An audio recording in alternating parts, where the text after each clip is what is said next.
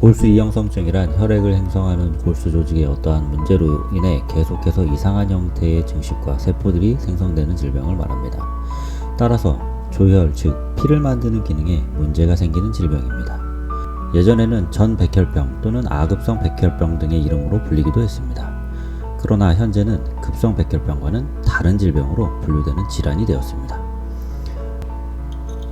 초기에는 혈액 속 세포 성분이 감소하는 범혈구 감소증이 나타나는데 나중에는 급성 골수성 백혈병으로 진행될 수도 있는 무서운 질병이라고 할 것입니다. 이러한 골수 이형성증은 골수 검사를 통해 골수 내 조혈모 세포의 밀도, 수, 이형성 변화 등을 확인하고 확진 여부를 판단하게 됩니다. 이러한 골수 이형성증의 질병 분류 코드는 D46입니다.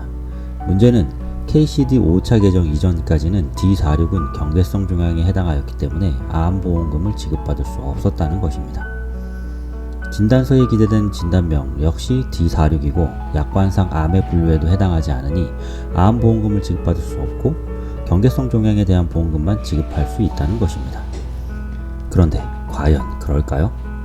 2008년 1월 1일 KCD 5차 개정 이후 가입한 보험에서는 일반암을 지급받을 수 있는 것은 당연한 일입니다.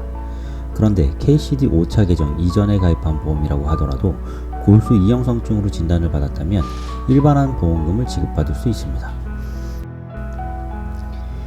골수 이형성증은 앞서 살핀 바와 같이 급성 골수성 백혈병으로 진행될 위험성이 큰 질병을 일반암으로 분류하는 게 과연 타당한 일이라고 할 수 있을까요?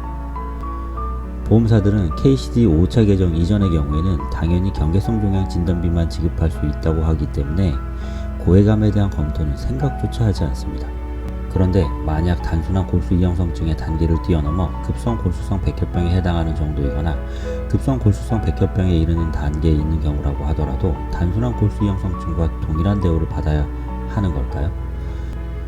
환자의 객관적인 상태가 단순한 골수 이형성증이 아니라 림프, 조혈 및 관련 조직의 기타 및 상세불명의 악성 신생물로 볼 수 있는 상태에 있다면 일반암 보험금이 아니라 고해감 보험금이 지급되어야 하는 것이 마땅한 일입니다. 우리는 이번 시간을 통해 한 가지 확실한 사실을 알게 되었습니다. 골수 이형성증의 경우 보험사들은 경계성 종양에 해당한다는 이유로 소해감만을 지급하지만 일반암을 지급받을 수 있다는 사실입니다. 또한 환자의 객관적인 상태가 고해감에 이르는 정도라고 하면 고해감 역시 지급받을 수 있다는 사실을 더 알게 되었습니다. 그런데 이러한 암보험금의 지급 분쟁은 골수검사 결과지와 혈액검사 결과지 등 각종 의료자료와 약관 해석에 대한 법률적 검토를 기초로 청구하지 않으면 보험금의 지급을 받기가 매우 어렵습니다. 심지어 분쟁 해결의 시간 역시 상당히 오랜 시간이 소요됩니다. 만약 골수 이형성증과 관련된 보험금 분쟁이 발생하였다면 전문가를 통해 적극적인 협조를 받아 진행하시기를 추천드립니다.